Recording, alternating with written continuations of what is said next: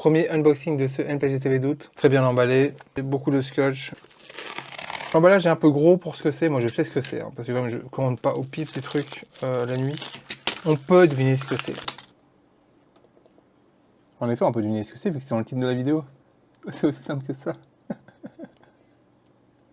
Ça fait partie d'une collection, j'ai pas beaucoup de collections. Ok, j'ai beaucoup de collections. En indice, c'est une collection que j'ai dit que je ferais mollement. C'est-à-dire que je ne vais pas foutre 20 milliards d'euros là-dedans. Si un jour elle est complète, elle sera complète. Si elle n'est pas complète, elle sera pas complète. Mais je pense pas qu'elle sera complète un jour. C'est une extension d'une collection que j'ai déjà commencé.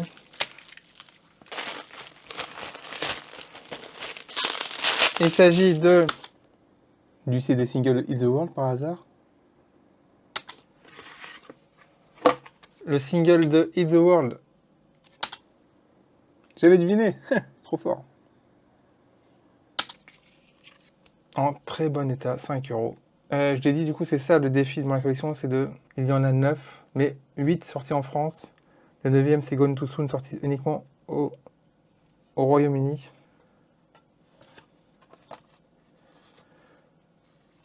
Ce qui est marrant, du coup, titre 1, c'est Hit the World. On s'attendait à ça, évidemment. Le titre 2, c'est She Drives Me Wild. Ce qui me fait très bizarre, c'est la première fois que je dis ce nom de morceau à voix haute, alors que je le connais par cœur. J'adore ce morceau.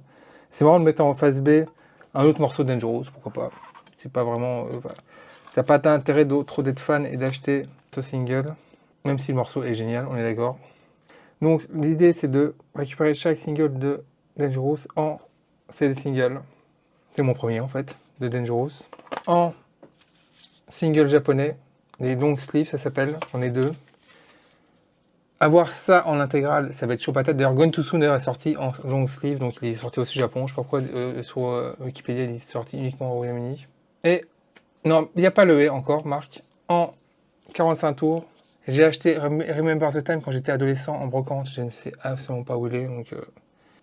Et donc là, mais ça, j'en ai pas encore en format cassette. Parce que oui, il y avait aussi des cassettes singles, mais en fait, j'ai été con.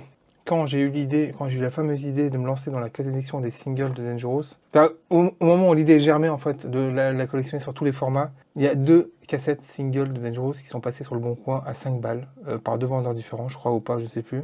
Et on n'en voit pas si souvent que ça, des cassettes singles. 5 euros. Donc je suis un peu deg d'être passé à côté, je sais plus c'était lesquels.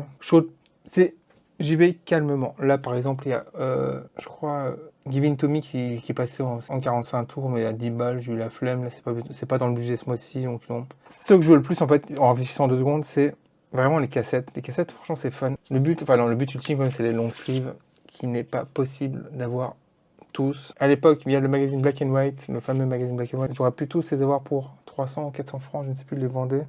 Bien sûr, à l'époque, à 16 ans, je n'avais pas 300 ou 400 francs. Ce qui m'étonne, du coup, je peux reparler de nouveau des long sleeves un peu. Ce qui m'étonne, c'est que c'est hyper fragile, en fait, le carton du long sleeve. Ah oui, bon, j'ai pas montré l'intérieur. C'est hyper fragile, j'ai toujours imaginé ça vachement épais, en fait, non, pas du tout. Il y a une espèce de livret, là, je sais pas comment on le sort. J'ai pas envie de le sortir. Une collection molle. C'est comme ça que ça s'appelle. Il y a les montres molles de Dali et il y a la collection molle de Marc Durand.